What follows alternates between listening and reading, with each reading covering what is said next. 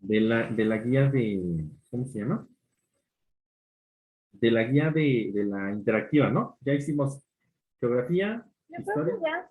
Ok, ahora voy a regresar a la guía a la misma, pero ahora al entrenamiento, para que ustedes se den cuenta cómo de pronto hay algunas, pues variantes en cuanto a las preguntas, pero que finalmente tiene la misma temática, ¿vale?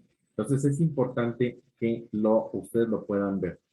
Ok, denme oportunidad nada más a cerrar todas mis ventanas, porque tengo un montón de ventanas abiertas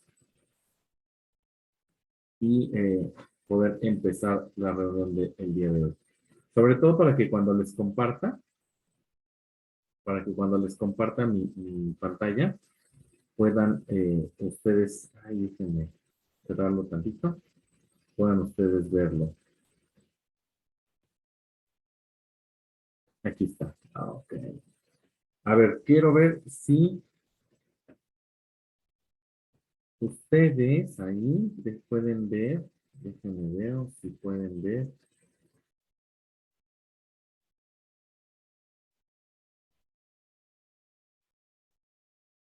mi pantalla. Creo que sí. Es que con el asunto de las grabaciones, déjenme les digo, sí, creo que sí estoy grabando estas sesiones, pero me está costando un poquito de trabajo porque justamente estamos hablando de la parte de cómo sobrepongo eh,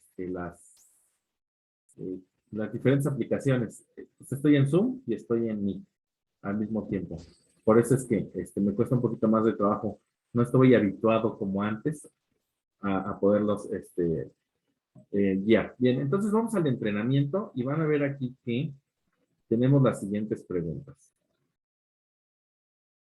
No es lo mismo que el examen, pero sí son los mismos temas. Por eso cuando ustedes llegan al examen dicen, maestro, es que, ¿qué cree? Que en el examen no vienen las preguntas que vimos en el curso. Pues no. ¿Por qué? Porque habla de una temática en general. Por ejemplo, la Revolución Francesa es uno de los temas principales. ¿Qué es lo que sabemos de la Revolución Francesa? Que inicia en 1789. Sabemos que también puede ser llamada, bueno, que la fecha también puede ser el 18 Brumario. Esto es por la discusión que se tenían en ese momento de cómo poder mencionar o cómo poder arreglar el tiempo. Ustedes recordarán que se empezó a hacer el conteo a partir del nacimiento de Cristo, ¿verdad? Y entonces, pues muchos no se ubicaron en cuándo había nacido Jesús, unos lo veían 100 años más temprano, unos 100 años más tarde. El chiste es que hubo un concilio que le llamaban el Concilio de Trento, en donde se hicieron algunas discusiones, los romanos hicieron algunas discusiones acerca de las fechas, y los franceses empezaron a generar sus propias fechas. Dicen, bueno, esto no va a ser enero, esto va a ser, no sé, pues, yenayo, este no va a ser febrero, este va a ser febrero, y este va a ser brumario, me explico. Entonces, 18 brumario es la fecha que marcaría como el inicio de la Revolución Francesa. ¿Qué tienen que saber de la Revolución Francesa? Pues que fue un movimiento ilustrado porque estaba basado en estas ideas de lucha en contra del absolutismo. ¿Se acuerdan? Esto ya lo vimos en algún otro momento. En contra de las ideas de que únicamente hubiera una sola persona que dirigiera el reino, que era en este caso el rey, que era de sangre azul, que después se dieron cuenta que no era de sangre azul. Tienen que saber que de la Revolución Francesa y de esas ideas ilustradas aparecieron los derechos, la Declaración de los Derechos del Hombre y del Ciudadano, que son el antecedente de los derechos humanos. Y tienen que saber que también después de esa Revolución Francesa se dividieron como las cámaras. Hicieron la cámara había como partidos, ¿se acuerdan? Los bolcheviques, no, esos son allá en Rusia, la cámara de los comunes y la cámara de los, ay, ¿cómo era la otra? ¿Cómo era la otra? Ahorita me acuerdo de la otra cámara. ¿Qué otra cosa tiene que saber de la Revolución Francesa? Que pues estaban en descontento con pues el pago de impuestos, que el pueblo estaba muy oprimido. Por eso aquí dice, selecciona las causas internas internas de la Revolución Francesa. Si ustedes dicen la independencia de las 13 colonias, pregunto, Julieta, ¿esa es interna o externa? Externa. Externa, porque no le corresponde. Entonces ya nada más nos quedan 4. Aarón, dígame, por favor, ¿el enciclopedismo es una causa interna?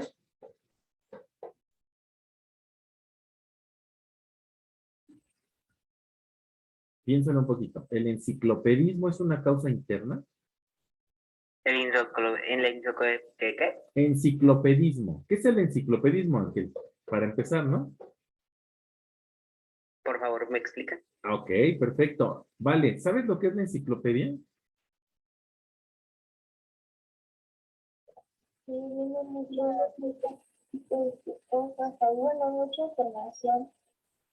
Ok, son libros en donde viene mucha información. Esa es una enciclopedia. Pero viene de un periodo histórico que se llamó justo así, la enciclopedia o el enciclopedismo. ¿Qué era eso? Que todos los conocimientos de la ilustración, todos los conocimientos que se iban generando en la ilustración, se fueran como acumulando en estos libros a los que le llamaron enciclopedias. Ok, pregunto, ¿la enciclopedia se dio solo en Francia? No, ¿verdad? Se dio en toda Europa. Ahora, vuelvo a preguntar, Logan, ¿el enciclopedismo es una causa interna de Francia para que se dé la Revolución Francesa?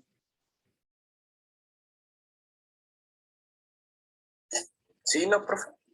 No, porque se dio en toda Europa. Si no nada más se hubiera dado en Francia, pues hubiera sido una causa interna. Recuerden que las causas internas son aquellas que se dan hacia el interior de un estado o de un país. En este caso yo pregunto, ¿la crisis financiera era de todos los países de Europa? No, ¿verdad? Entonces, esa sí es una causa interna. El descontento del tercer estado. El tercer estado era el pueblo. El pueblo estaba descontento en contra de los reyes. Por eso, esta es otra de las causas. La crisis financiera, el descontento del tercer estado y la continuidad del absolutismo real, porque era la continuidad de los reyes en el poder. La respuesta correcta entonces a esta pregunta es la crisis financiera, el descontento del tercer estado y la continuidad del absolutismo real. 2, 4 y 5, que es el inciso A.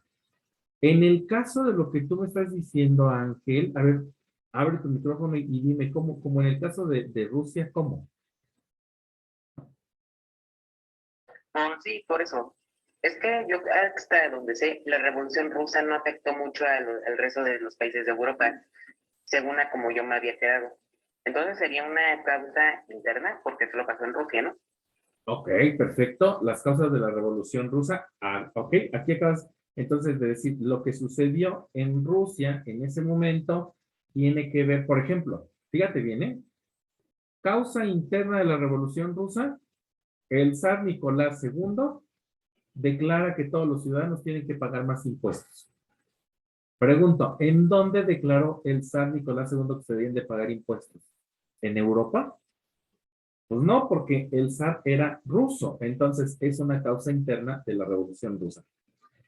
Por cierto, Mariana, dime, ¿en qué año se da la Revolución Rusa? Ay, Dios mío, ¿cómo puede ser posible que me pregunte eso, maestro? No te preocupes, Mari, no te preocupes, voy poco a poquito para que vayan anotando. Esta sesión vayan tomando muchas notas de lo que voy diciendo. Irene, pregunto, ¿en qué año se da la Revolución Rusa? Dígame, sí sé, no sé. La verdad no sé. Perfecto. Evelyn, ¿en qué año se da la Revolución Rusa? No sé, yo nunca he visto ese tema. Excelente, no te preocupes. Levante la manita si alguien sabe en qué año se dio la Revolución Rusa. Ok, nadie, ok. Por favor, díganme, ¿alguien sabe? Adelante, Carlos, dígame, ¿en qué año se dio la Revolución Rusa? 1810. Ok, ¿es el 1810? Díganme fecha de qué es, inicio de qué. Revolución Mexicana. La independencia. Ok, ya sabes, muy bien. Primero, 1810 es el inicio de la independencia de nuestro país. Por favor, anótenlo. 1810 es el inicio de la independencia de nuestro país. Puedes bajar tu manita, Carlos.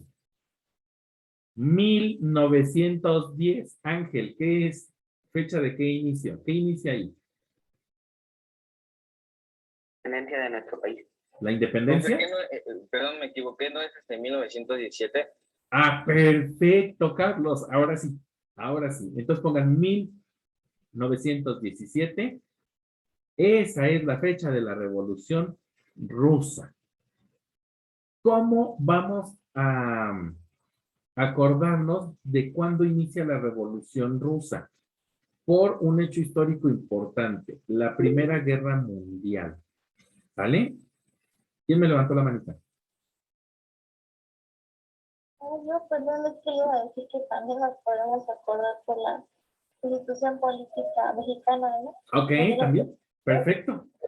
Pónganme por ahí también la Constitución. La Constitución eh, empieza a entrar en vigor el 5 de febrero de 1917. ¿Ok? La Constitución, obviamente, tienen que ponerle ahí que es la actual Constitución de México. Ahora, fíjense bien, en esto que les voy a decir. Primera Guerra Mundial, ¿de qué año a qué año se da?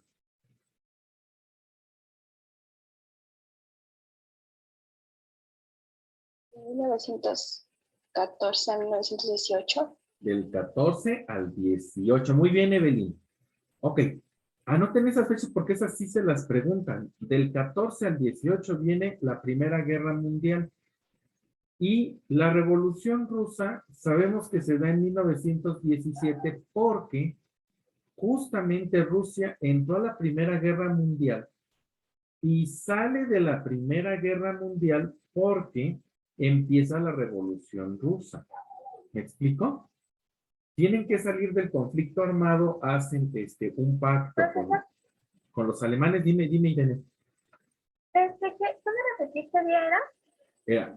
Otra vez, dime, porque ya no sé qué fecha quieres. ¿Qué día era? ¿De la Constitución? ¿El 5 de No, febrero? el de la Revolución Rusa. Ah, no dije día, solamente dije el año, en 1917, ¿vale? Ok. Me parece que empieza en octubre es la Revolución de Octubre, así también le pueden encontrar como el dato muy importante de la Revolución Rusa. La Revolución de Octubre la pueden ustedes relacionar con la Revolución Rusa. Entonces, de 1914 a 1918 se da la Primera Guerra Mundial. En el 17, Rusia sale porque empieza su revolución en su territorio. Y pregunto, ¿México participa en la Primera Guerra Mundial? Sí. No, Carlos. En la Primera Guerra Mundial no participa. ¿Por qué no participa en la Porque primera? estábamos en la Revolución. Porque estábamos en plena revolución cuando a Venustiano Carranza, que era Profe, presidente. pero aquí no mandaron algunas tropas a pelear. No, Carlitos, ahorita te digo en dónde es. Fue la segunda, ¿no? Correcto. En la segunda. En 1917, Carranza dice, ya está en el poder y dice, ¿cómo vamos a entrar en una guerra si nosotros tenemos un conflicto armado en el país? Adelante, Irene. ¿Cuáles fueron las causas ¿Las causas de qué? de la Revolución Rusa? De la Revolución Rusa, el descontento con los zares, que era el absolutismo, también eran reyes. La otra causa es externa, tiene que ver con la ilustración. O sea, también los rusos empezaron a pensar, oye, ¿cómo los reyes son los únicos que nos pueden gobernar? El zar Nicolás II va a la Primera Guerra Mundial y obliga prácticamente a los ejércitos rusos a enfrentarse cuando ellos realmente no querían ir a la guerra. Cuando la población en realidad decía, pues, nosotros como, ¿por qué nos metemos en la guerra? ¿Me explico? Entonces era el descontento en general de la población por haberse ido a la guerra. ¿Sale? ¿Hasta aquí vamos bien? Vuelvo a regresarme, 14 al 18, Primera Guerra Mundial. La Primera Guerra Mundial termina en los conflictos armados en 1918, pero se firma el tratado, ¿cómo se llama ese tratado? De Versalles. El Tratado de Versalles se firma en 1919. Rusia sale de la Primera Guerra Mundial porque empieza su revolución en 1917 y México no participa en esa Primera Guerra Mundial porque está en la Revolución Mexicana. En la Segunda Guerra Mundial, la fecha y el periodo también se los van a preguntar. 1939 a 1945. Del 39 al 45 se da la Segunda Guerra Mundial. ¿Ok? Me regreso tantito a la Primera Guerra Mundial. En la Primera Guerra Mundial Estados Unidos entra porque hunden un barco, un carguero llamado Lusitania. Y en ese barquero van una cantidad de estadounidenses importantes, lo que hace que Estados Unidos voltee a la guerra mundial y pueda meterse al conflicto. De hecho, ellos entran al final y este hecho es importante, muchachos, porque después de la Primera Guerra Mundial, Estados Unidos logra un estatus a nivel mundial en la parte de los ejércitos muy importante. Si no hubiera sido por Estados Unidos, Europa hubiera perdido prácticamente la guerra. ¿Sale? Ahora, del 39 al 45 se da la Segunda Guerra Mundial y ahí México sí participa con un pequeño grupo de personas o un pequeño escuadrón, que es el escuadrón 201. En sí, el escuadrón 201 va acompañando a las tropas americanas. Y es un grupo de fusileros paracaidistas. Es un grupo pequeño que únicamente van a como a algunas operaciones de guerra, de reconocimiento del territorio y todo ese asunto. Eso es lo que se sabe hasta el momento. ¿Sale? Entonces, sí participa del 39 al 45. Esta Revolución Francesa tuvo como antecedente la independencia de Estados Unidos. Estados Unidos se independiza en 1776. Esa también es una fecha que tienen que encontrarse. Y la fecha exacta es 4 de julio de 1776. ¿Vale? Ya les he dado como las fechas más importantes que pueden venir ahí en el examen. También puede ser que les pregunten, por ejemplo, ¿ustedes saben con qué plan inicia la Revolución Mexicana? Ya se los dije. ¿Cuál es el plan? El plan de San Luis. Con el plan de San Luis, muy bien. Y ese plan de San Luis justamente empieza a sonar en 1910, ¿no? Que es el inicio de la Revolución Mexicana y lo proclama Francisco I. Madero con el lema sufragio efectivo, no reelección. Lo que propone ese plan de San Luis es quitar a Porfirio Díaz del poder, ¿eh? Ojo. Adelante, ¿se me fue Ángel? ¿O cómo estuvo el asunto? Sí, se me fue Ángel. Es su conexión. Ok, entonces, ¿vieron cómo contestamos esto de la Revolución Francesa y que todos esos datos, pues de alguna manera, van a venir de una manera o de otra forma, pero van a lograr impactar en su examen? Tienen que tener en cuenta que uno de los hechos más importantes cuando a nivel de los reyes absolutistas es que Luis XVI, que es el que está en el poder, después de que se da la guerra, empieza a huir porque ya hay mucha gente en su contra. Lo apresan y le cortan la cabeza. ¿Vale? Ese es algo icónico, pero no nada más a él, también a su esposa. ¿Saben cómo se llamaba la esposa de Luis XVI? María Antonieta. María Antonieta. Y eso lo pueden ustedes recordar porque en Toy Story sale la muñeca sin cabeza y dice, oh, María Antonieta, le han cortado la cabeza. ¿Sí se acuerdan? Entonces hay una escena por ahí que puede hacerles referencia a eso. Entonces, Luis XVI y María Antonieta son, ¿cómo se llama? Decapitados, y ahí es en donde, pues podemos decir que termina la revuelta de la Revolución Francesa. Voy a la siguiente. Dice, relaciona el avance de la ciencia con su aplicación. Fíjate bien en esto, ¿eh? Bomba atómica, telefonía y lavadora. Está muy fácil esto. División del núcleo del átomo, pues esto es la bomba atómica. Era lo que es el principio de la bomba atómica, la división nuclear del átomo. ¿Están de acuerdo conmigo? O sea, utilizaron dos compuestos, el plutonio y el uranio. Uranio, la división del núcleo de átomo de uranio y de plutonio hacen unas explosiones terribles. Avanzó más la tecnología, muchachos?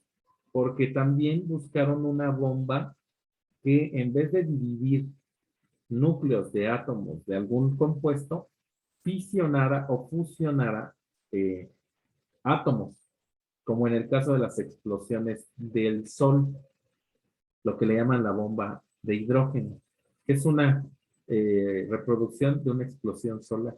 Y eso pues tiene una liberación de energía bárbara. ¿Vale? Entonces la bomba atómica va con la división del núcleo. Circuito integrado en las comunicaciones, pues es la telefonía. ¿Están de acuerdo conmigo? Y la lavadora se acciona por medio de la electromecánica. Entonces sería 1C, 2A y 3 con B. 1C, y aquí nada más puede ser la A o la D. La 2 con la 2 no es B, las 2 es A, muy bien. Entonces la respuesta correcta es el inciso D. ¿Vale? Siguiente, dice, entre los aspectos más importantes de la ilustración podemos destacar, ándale, ya les platiqué lo que es la ilustración. Voy a preguntarle, Logan, ¿qué es la ilustración?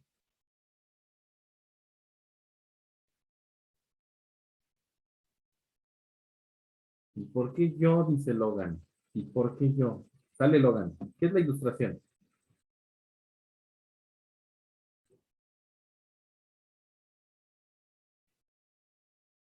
Logan, no, perfecto. Voy con Karen. Karen, ¿qué es la ilustración? Los demás escriban, por favor, lo que es la ilustración, ¿eh? Podría ser como el cambio de pensamientos, ¿no? Ok, cambio de pensamientos. ¿De qué a qué, Karen? Eso estoy de acuerdo, pero ¿de qué a qué? ¿Qué cambió en el pensamiento?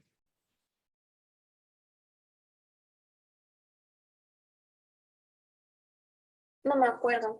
Ok, perfecto. Julieta, ¿qué cambió en el pensamiento en la ilustración? Era para separar a la iglesia a lo divino pues, de todos los temas. Algo así. Ok, esa es una idea. Esa es una, muy bien. Para ser cristianos. Ok, Irene, otra idea de qué es la ilustración. De que no todos los reyes podrían gobernar, sino toda, pues toda persona apta, ¿no? Perfecto, Irene, muy importante. Oigan, entonces, pregunto, ¿los derechos humanos serán una idea de la ilustración? Sí, ¿no? Entonces, es el cambio de pensamiento, como dice Karen, de poder ser gobernados únicamente por monarcas o por reyes que tienen el poder absoluto a las ideas de que los hombres comunes y corrientes pueden gobernar, pero que no son esclavos o siervos, sino que son también ciudadanos que pueden dirigir a una nación y que pueden también tener la riqueza como tienen los reyes. Hay una gran diferencia, ¿verdad? Y otra, muy importante, que tiene que ver con que el conocimiento se base en hechos científicos. La ilustración, por eso, va recopilando todos los cambios de pensamiento de la ciencia. A ver, te voy a poner un ejemplo. En aquel entonces, alguien podría decir, oye, ¿por qué llueve? Ay, fíjate que como San Pedro anda triste, el San Pedro allá en los cielos hizo llover aquí en la tierra. Y todo el mundo decía, no, pues sí, tiene love. Pues sí, San Pedro. Oye, pregunto, Angelique, ¿por qué llueve? A ver, Erika, ¿por qué llueve? Excelente, Carlos. A ver, dígame, ¿por qué llueve? Según yo, por lo que sé, es cuando los ríos están muy calientes y causan una evaporación en las nubes que causa la lluvia, ¿no? Ok, entonces, se calienta el agua, se evapora, se enfría en las nubes, se condensa, se vuelve a hacer agua, y como empieza a estar muy pesada el agua, empieza a caer en forma de gotas de lluvia. O se congela y cae granizo. O se congela todavía más y genera nieve, ¿cierto? Esta era una idea ilustrada. ¿Por qué? Porque podían experimentar con la idea y demostrar que lo que estaban diciendo era cierto. ¿Me explico? Oye, ¿y cómo demostraban que llovía, que se hacía la lluvia? A ver, ¿alguna vez han puesto a calentar agua para café? Seguro, ¿no? Está ahí en la estufa. Maestra. En algún momento se les ha ocurrido poner, no sé, como un espejito a donde está cayendo el vapor, a donde está saliendo el vapor. Si nunca lo han hecho, háganlo un día. Y van a ver que en donde está el espejito, se empieza a poner, se empieza a empañar. Y después de un rato, se van a dar cuenta que se va a generar como una gotita. Y cuando ya es Como muy, cuando te bañas, ¿no? como cuando te bañas, exacto, que entras al baño, el vapor igual se condensa y de repente les llueve adentro del baño, ¿sí o no? Bueno, les caen gotitas, ¿no? O sea, es así. Eso era un pensamiento ilustrado, es decir, un pensamiento que no se basaba en la religión, sino que por el método científico, por la experimentación, podía comprobar algo. Hay cosas que el método científico no ha logrado comprobar. Por ejemplo, ¿de dónde venimos? Sí, ¿de dónde venimos? Ya les platicó la maestra Ruth cuáles son un montón de teorías, ¿no? A ver, adelante, Irene. Pues de los homínidos, los monos, ¿no? Ok, de los monos, muy bien, Irene. Carlos, ¿de dónde venimos? El vientre de la mamá. Ok, Pues es lo único que se me ocurre científicamente. ok, muy bien. O sea, pero ya hubo un proceso de gestación y todo el rollo. O sea, sí, eso sí, científico, sí, sí es, pero ¿en dónde se originó la vida de los seres humanos? Y eso es algo que la ciencia no ha logrado concretar. Les decía en aquel momento la maestra Ruth, que había una teoría de que habíamos, pues que éramos extraterrestres, ¿no? O sea, prácticamente que la vida venía de otro lado del planeta Tierra. Y pues puede ser, ¿no? Pero no lo hemos logrado comprobar. También les platicaba de una teoría en donde en el agua se generó la vida. Dicen, esa es la teoría de la generación espontánea, ¿no? Y que así de la nada salió la vida. También tenemos una teoría que no es científica, que es la teoría religiosa. A ver, platíquenme, ¿cuál es la teoría religiosa del origen de los hombres? Es de Adán y Eva, ¿no? Adán y Eva, ¿qué hicieron? Que Adán, que todos los animales estaban reproduciendo, entonces les dijo Dios que de una costilla y así. Ok, y de repente que Adán se come la manzana, ¿verdad? Bueno, yo creo que hizo Ajá. otra cosa, ¿verdad? Pero vean, o sea, es el origen, según la religión. Entonces eso es un pensamiento que está alejado de la ilustración. Hay todavía ideas que no hemos logrado definir que realmente sucedan como dicen que suceden. Hay otras que no sabíamos que eran de esa manera. Por ejemplo, en ese momento el pensamiento que no era ilustrado decía que el centro del sistema solar pues era la Tierra y que el Sol giraba alrededor de la Tierra. Y eso no es cierto, ¿no? Y que los planetas giraban alrededor de la Tierra. Ya sabían que había planetas. Después se dieron cuenta que, pues no, la Tierra no era el centro del sistema solar, que el Sol era el sistema del centro del sistema solar. Por eso es que se llama sistema solar. Y que los planetas giraban alrededor del sistema solar, ¿no? Y luego se dieron cuenta que nosotros somos parte ¿cómo se llama? Galaxia. ¿Cómo se llama nuestra galaxia?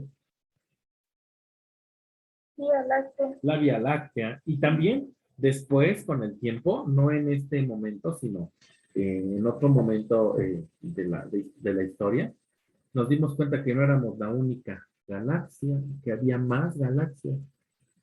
Por ejemplo, ¿alguien conoce alguna otra galaxia que no sea la Vía Láctea? Andrómeda. Andrómeda, por Y ejemplo. Apolo. Apolo, son las más cercanas, ¿no? Y luego se dieron cuenta que no nada más había un sistema solar, sino que había otros sistemas solares.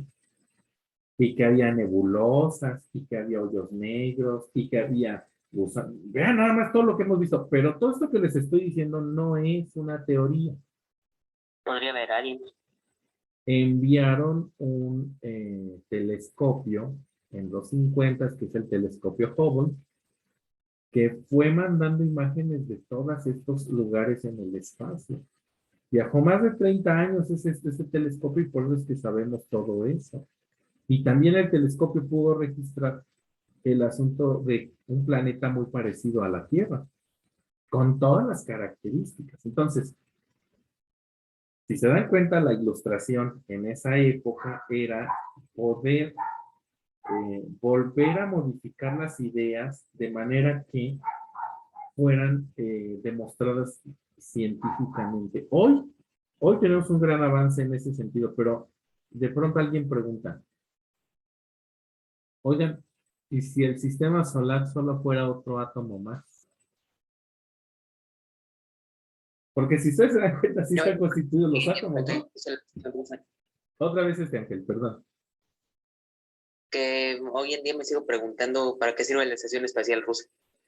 Fíjate, ¿no? La estación espacial rusa que está muy, muy cerca de nosotros aquí y que también ya ha conocido aspectos importantes de la gravedad, del asunto de cómo los seres humanos pueden o no pueden, ¿cómo se llama? Vivir en el espacio.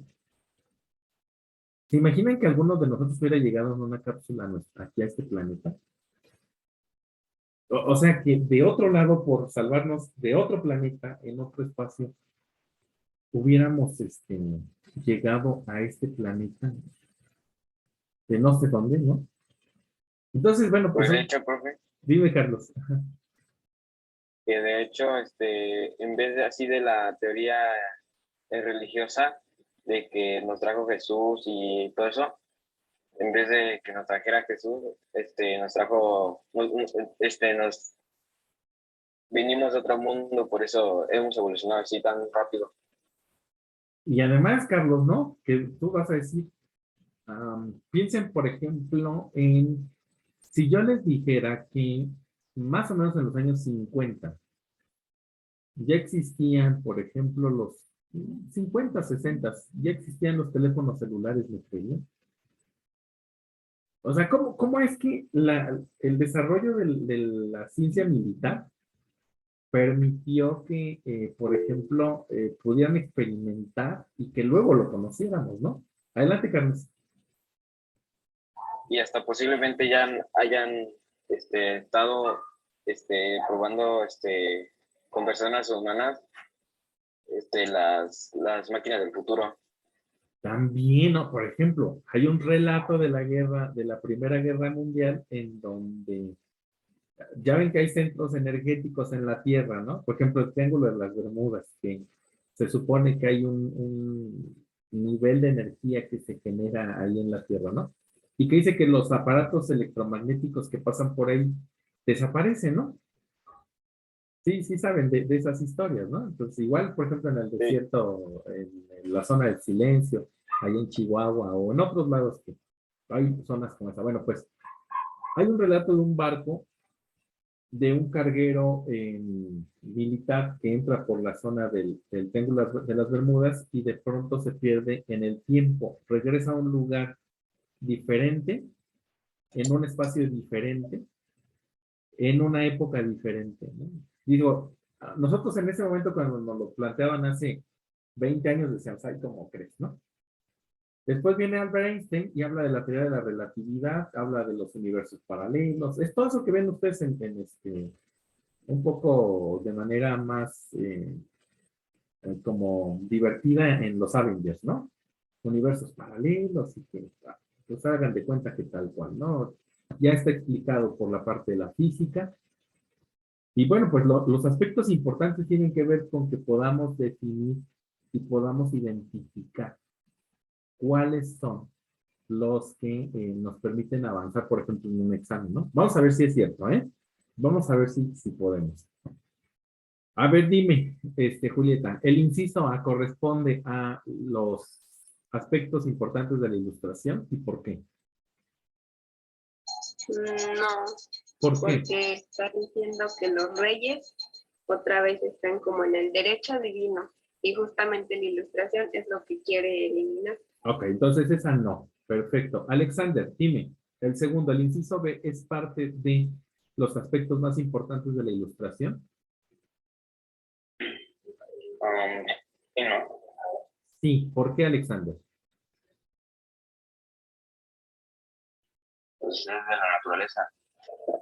Ok, fíjate bien, porque dice que los hombres sí tienen derecho a gobernar, los derechos naturales de hombres a vivir, a respirar, a hacerse rico, a poder generar riqueza, ¿no?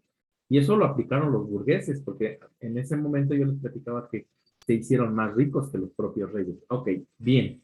Mariana, dime, ¿las ideas monárquicas será un aspecto importante de la ilustración?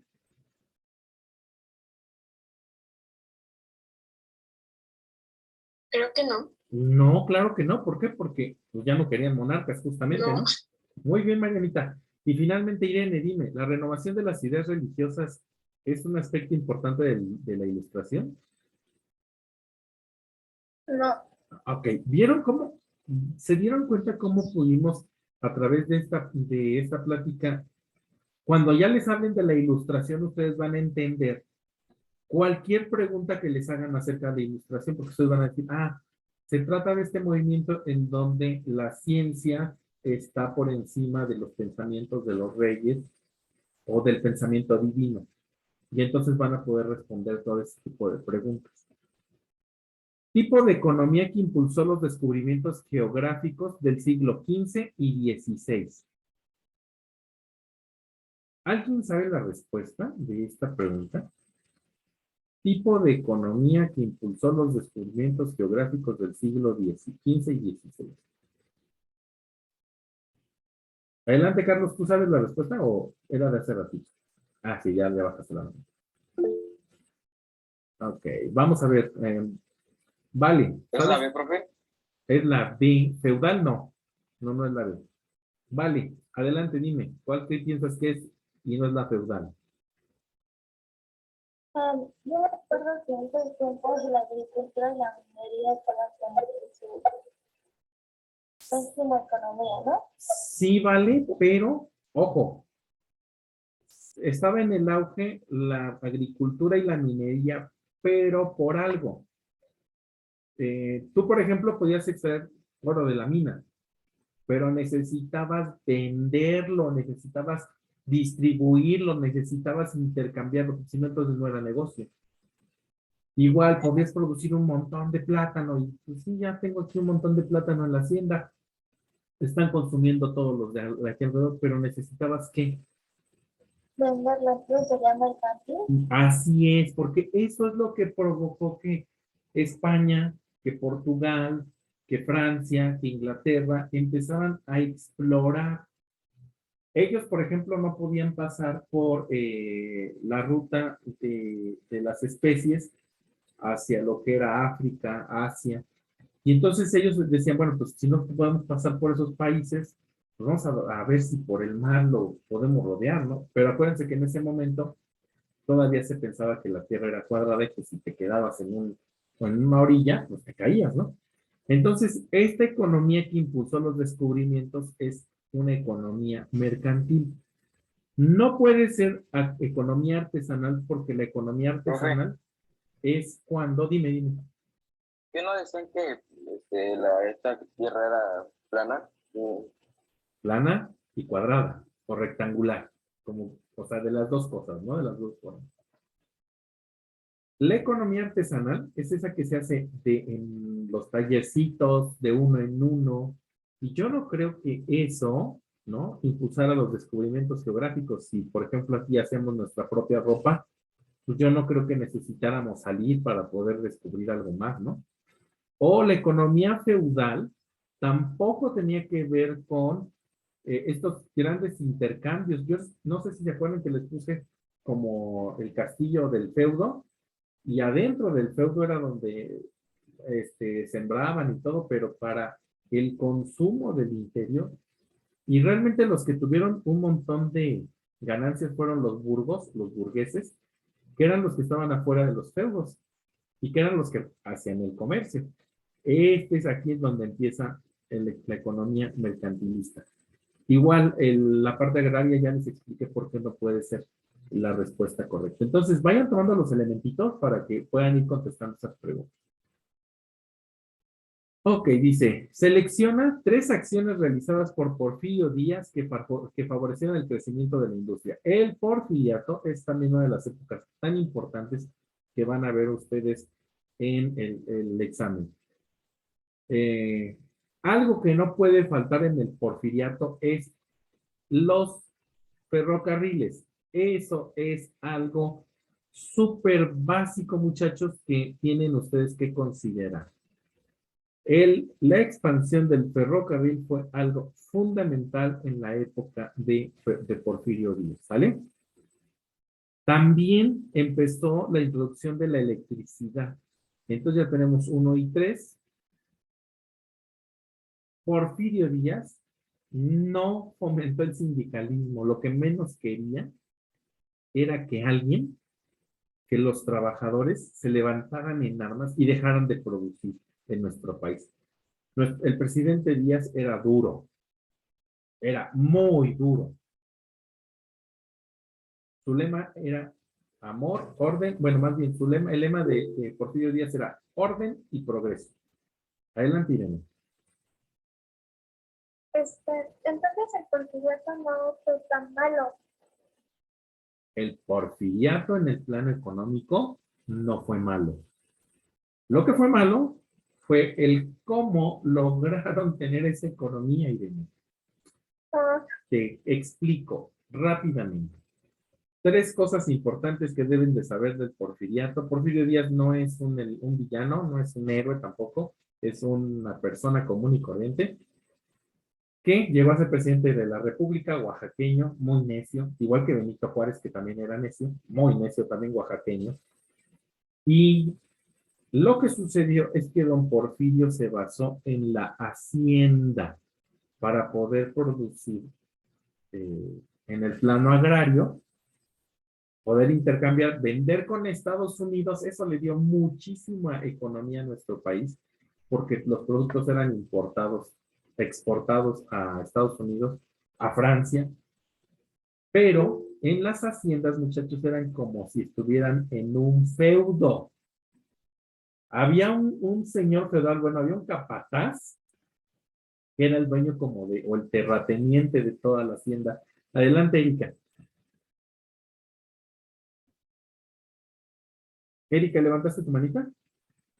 No, maestro. Ah, tienes arriba la manita, bájala. ¿O quién es el que me levantó la mano? Ángel, perdón, Ángel. Soy Ángel. yo, maestro. Ah, yo dije, ¿quién es? Adelante, Ángel. Es que tengo que salir de urgencia. ¿Me puedo desconectar de la clase, maestro? Adelante.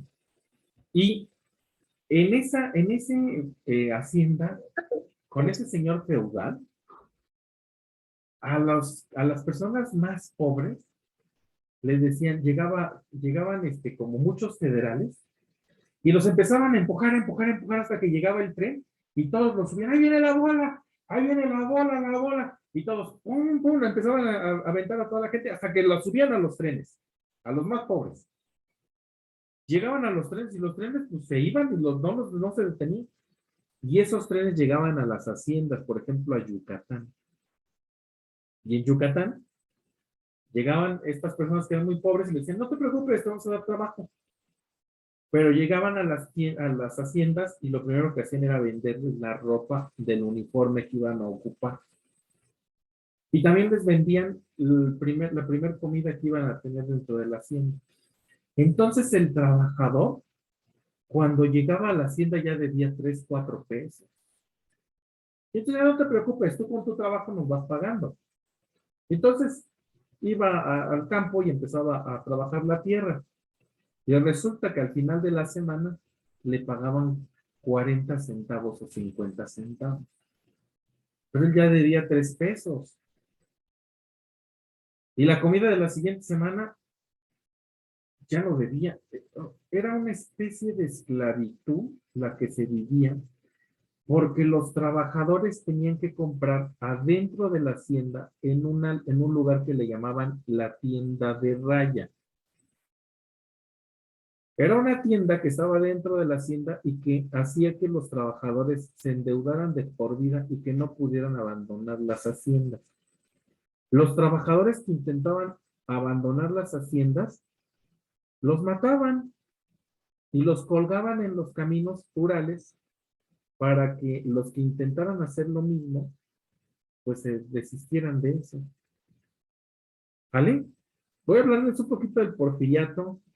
La siguiente clase ya se nos terminó la clase. Esta parte del porfiriato está muy padre. Aquí, las 3 ideas que favorecieron el crecimiento de la industria es la introducción de la electricidad, la expansión del ferrocarril y las licencias de importación. No puede ser el cobro de alcabalas, estos son impuestos, pero estos se dieron en la época virreinal. Y no puede ser el fomento del sindicalismo porque el presidente Porfirio Díaz no soportaba que nadie se levantara en huelga. ¿Vale? Entonces, 1, 3 y 5 son la respuesta correcta, que es el inciso C. ¿Dudas, muchachos, de esto que acabamos de ver?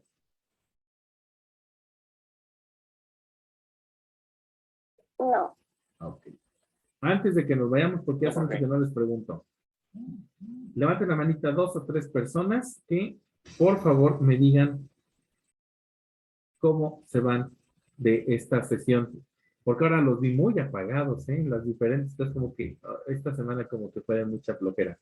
O estaban muy cargados de como tarea en la escuela. A ver, platíquenme, ¿cómo se van de esta sesión? Irene. Bien, me gustó mucho porque, bueno, porque vi cosas nuevas y logré resolver mi primer problema de física bien. Ah, ok, perfecto, excelente, Irene. Evelyn, ¿cómo te vas? Pues bien, con más tareas. Oye, Evelyn, ¿ya lograste como captarle el ritmo al curso? En algunos temas, en otros nada más me falta como repasarlos, estudiar, pues hay otros que ya he visto y los entiendo. Perfecto, muchas gracias, Evelyn. A ver, ¿quién más me quiere decir cómo se va el día de hoy? Uno que levante la manita. Adelante, Erika. Pues bien, maestro, bien, bien, bien. Me duele la espalda. Ya vámonos a descansar. Cuídense mucho, muchachos, que tengan un bonito fin de semana. Nos vemos dentro de 8 días. Vamos a continuar con las preguntas, ¿eh? Ya sé, Mándeme. una pregunta, ¿cuándo va a ser el próximo examen? El próximo examen, si tienen su calendario, abran su calendario en PDF y díganme cuándo. Creo que está programado para el principio de abril, ¿no? En las vacaciones de Semana Santa, creo. Dime antes de que nos vayamos para que podamos todos saber. Voy. No, apúrate. No, no es cierto.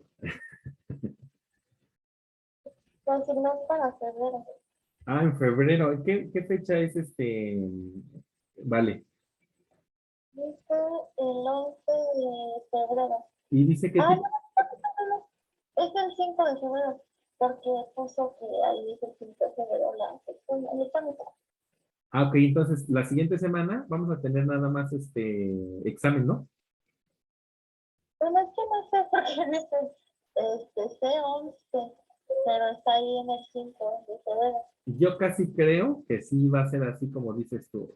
Lo busco y les mando mensaje en el WhatsApp. ¿Le parece? ¿Les parece? O sea, van a venir al curso, van a venir a la simulación. Ojo, porque esa simulación es otro tipo de simulación. Creo que es una simulación de Conamap y es una versión B o una versión A. Cualquiera de las dos debe de ser. Es diferente, completamente diferente a los que hemos visto. Este examen que van a realizar probablemente les baje un poco la moral. Ojo, es lo que estoy diciendo. ¿Por qué? Porque justo como es de mayor dificultad, les va a generar problemas. Pero lo que les recomiendo es esto. Anoten las preguntas que les generen problemas y pregúntenles a los profesores de cada una de las asignaturas, porque esa es la forma en la que están aprendiendo ahorita. ¿Sale? Entonces, 5 de febrero, la siguiente semana, tenemos examen. Yo les aviso. Cuídense mucho, muchachos. Nos vemos la siguiente semana. Hasta luego. Hasta luego. Hasta luego. Cuídense mucho, Julie. Hasta luego.